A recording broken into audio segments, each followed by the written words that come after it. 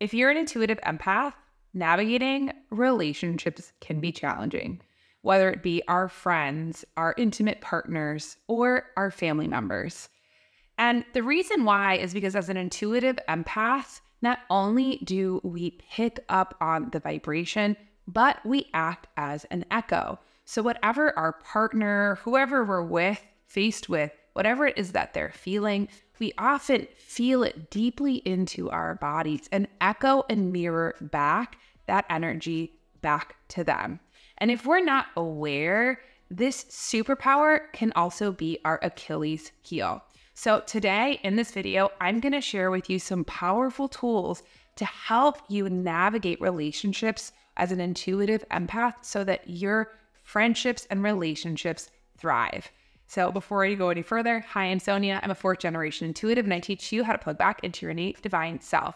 Don't forget to subscribe and hit that little bell notification because I release new videos every single week.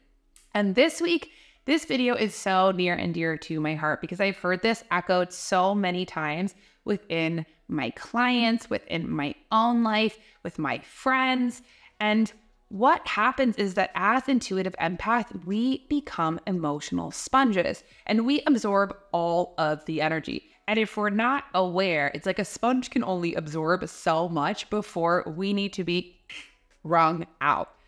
And when we're not aware of when we are full, this leads to resentment, burnout, overgiving, exhaustion, emotional exhaustion. I know for me, when I hit burnout, that's when I close my door and say, everybody, leave me alone. Obviously, and honestly, with probably a bit of spice and attitude. And this recently just happened to me where I've been traveling. I was with my family. There was a lot of stress. There was a lot of stress moving different pieces, my niece, my sister, my mom. And as an intuitive empath, what our default is helping. Let me help you solve this problem. Let me come up with a solution. Let me be a belly, a grounding system. So after trying to find all of these ways to kind of keep and ground out these pieces, I found myself as crispy as a piece of bacon that had been left on the pan way too long, absolutely ready to snap. And this was a good key. And I could tell first because my reactions were getting a lot more like a knee-jerk reaction. I was finding that my humor was gone, my ability and capacity to have compassion was also feeling exhausted. I was feeling very frustrated. And a good tool that you can also know is that I wanted to be in control. I thought, just let me drive in the driver's seat of your life and everything will be solved. That is not your intuitive gift.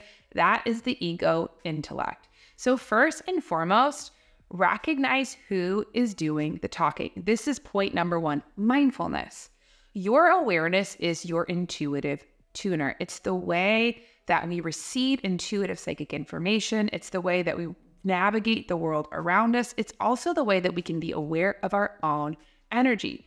Practicing mindfulness is like building a muscle. It's a skill. The more that we can be mindful, whether it is a meditation practice, whether it's just taking a few moments to check in with our own energy, this will allow us to know when our tuner is off, when I am into overgiving, ego, control, when my cup is full, I have a lot to give, or when I need to take time to recalibrate. So first, pay attention to your own energy. My favorite tool, if you follow me, hand on your heart, hand on your belly, at the beginning of your day will help you ground and root into your own energy. And then whenever you're faced with people in your life, and before we go into a knee-jerk reaction of being and holding and doing all of the different things, we can start to pay attention. Hey, is this my energy or emotion or someone else's?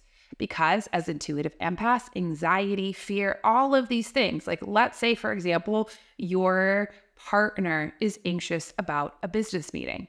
When you're an intuitive empath, not only do you feel that energy, but it can also act as an echo. We'll feel the anxiety in our own body. Then all of a sudden, we'll start worrying about other things, our job, our to-do list, X, Y, or Z. The list can be endless. So taking a moment, is this my emotion or someone else's?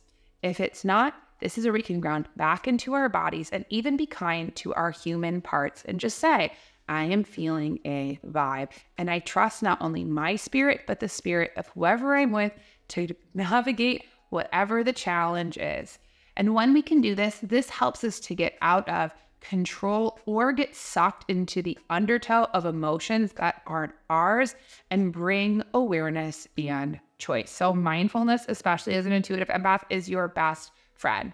Another simple tool that you can use that I use throughout my day is setting a timer on your phone for 1 minute and have this be set as a little reminder 3 times throughout your day.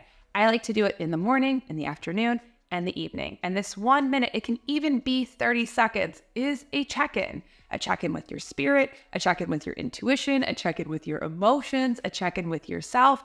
And this gives us tool number 2 to get us aware of what we need. Intuitive empathic people, our superpower is our intuition, and usually our Achilles tendon is boundaries. If we do not have boundaries, these are grounded things of knowing what your needs are, knowing what your decisions are, knowing what takes care of you, knowing what you're capable of or not, actually lets us and the relationships around us feel not safe. We need things to push up against. Like, for example, if you were in a dark room when there were no walls, you would be groping for the edge. You're like, where do I find my space? It's the same thing with boundaries. And when you are really sensitive, this is also a practice that we have to cultivate with ourselves of having a journaling practice. Because as intuitive empaths, our other Achilles heel is people pleasing. I know that I can fall victim to it. I know that a lot of people in my life and clients that I work with also can as well. So when we can start to really organize, how do I like my room? How do I like my personal things? Do you have to ask questions? How do I like my space? How do I like to refill my well? How do I know when I'm max? And what are the things that I can do to do so? When we can have a journaling practice, it allows us to slow down from the little rotisserie chicken on our head to start to have a conversation with our deeper self and start to practice vocalizing these needs. The more awareness that you have, the more practice of for example, my partner was feeling anxious the other day. I was feeling like, wow, all of a sudden I'm in that echo effect of, I need to go for a walk. This is my need. I actually do not have time or capability to process this at the moment. It's very important to me, and we will circle back. Let's go in the morning. Another big tool that I use often is especially at night when my brain is tired. I will say, and a practice that you can say is, this is an important topic and conversation for me, but my brain is tired and I need to resume it tomorrow. This is a way that we can also not just mainline other people's anxiety, their fears, their downloads, and have boundaries and know what it is that we were capable of, using that superpower to connect without getting soaked like an absolute sponge. Third, a big thing in that same journaling practice, as we become aware of the energy and the attention, is noticing our triggers. Noticing a trigger first is being aware if somebody said something, how that reacts to ourselves. If you're triggered by other people's anxiety, if you're triggered by other people's discomfort, if you're triggered by disappointment. Often this is a big one for intuitive empaths. We see other people that we love that are disappointed, and then we get on the positivity train. We want to brighten you up. We want to light your spirit. We want you to find the good. That can be really emotionally exhausting. Recognize that emotions come in and out like waves, and they tell us what's important to us. They tell us what it is that we value.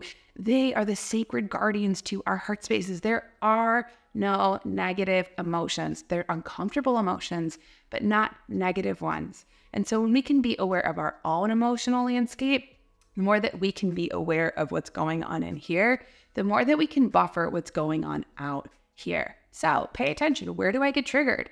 Where do I get triggered in my conversations? Where do I get triggered with myself? Where do I get triggered with the world? And then be self-loving and have practices to buffer against it. The more that we know ourselves, the more that we can be of service to the world instead of overgiving and then having our light be extinguished, ending up in resentment, disappointment, all of it, the whole rainbow. I know I have been there for sure.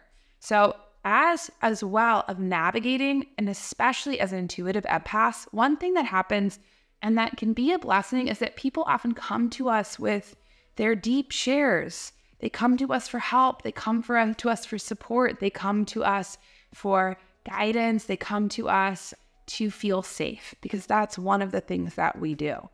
And it's a blessing, but it's also very important that we have emotional reciprocity in our relationships.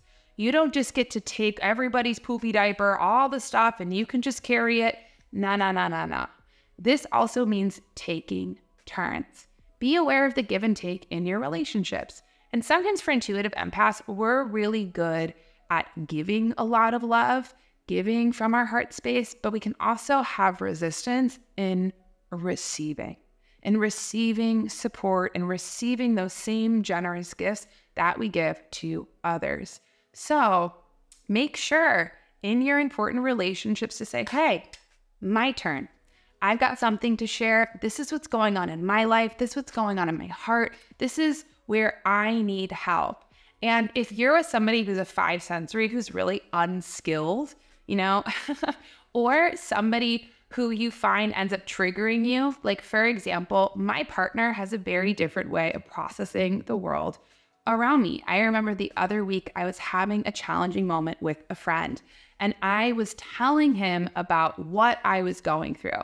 And he went immediately to the solution. He was like, and he had a really beautiful line, was, your disappointment is her doing, which I was like, chef's kiss, that is amazing. But what I needed was time in the intermediary. I was happy to get to the solution point, but I needed time to process in the in-between.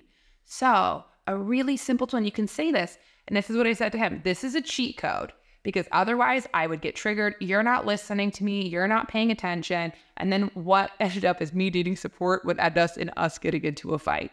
So you can even just cue them and say, hey, what I need for you is to listen. What I need for you to say is, that's hard. I understand.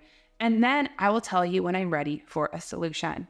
The more that we can be aware of what we're looking for and what it is that we need, and empower the people in our lives with grounded tools, helps us. Because as intuitives, often we know exactly what other people need, whether it's a kind word or a hug or whatever. And sometimes other people might not.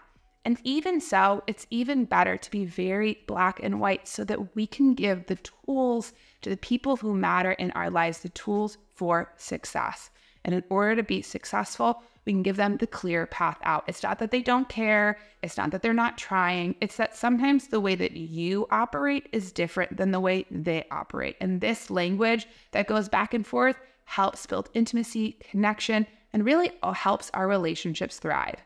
So I hope that you enjoyed this video. Remember, get your journaling practice, use mindfulness, and don't forget, head to my website and work with me. You can book an intuitive soul reading, get clear on your soul purpose, your innate divine gifts, get your specific burning questions answered. If you're looking for one-on-one, I do mentoring as well. So head to my website and you can book a free 15-minute discovery call to see if working together is a good fit. Take my spirit type quiz. I have tons of tools and ways and resources to support you. So let me know, what is your favorite way that you nurture reciprocity in your relationships? So I'm sending you all my love. Bye.